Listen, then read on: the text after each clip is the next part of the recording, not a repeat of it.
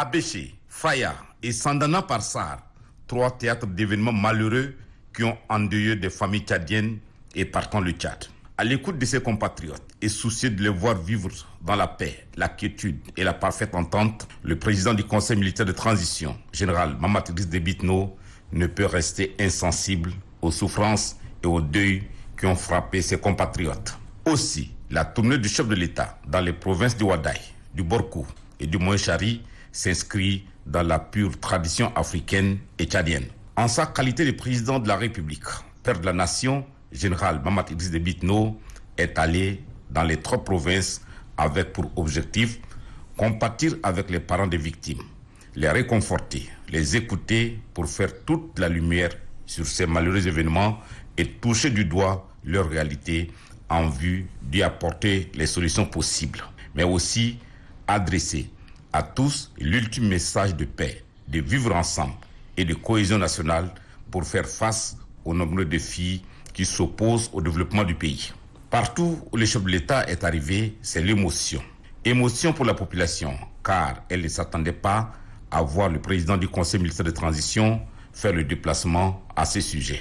La liesse populaire à l'arrivée du chef de l'État, général Mamad Idriss Déby Itno, à Abéché, Faya et Sar, est mêlée d'émotions, beaucoup d'émotions.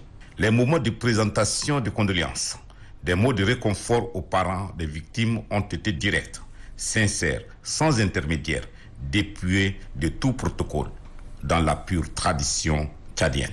Après ces moments forts et émouvants, le chef de l'État a échangé de vive voix avec ses compatriotes.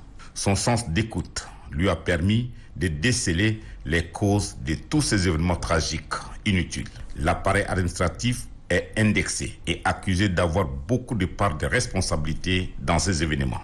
Séance tenante, le président de la République opère des ajustements en ordonnant la relève des administrateurs véreux et en renforçant le dispositif sécuritaire.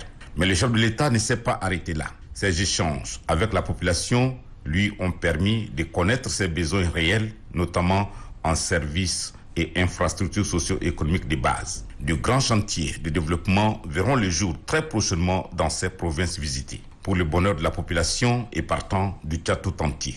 C'est dire que la tournée du chef de l'État a été tout simplement un déclic.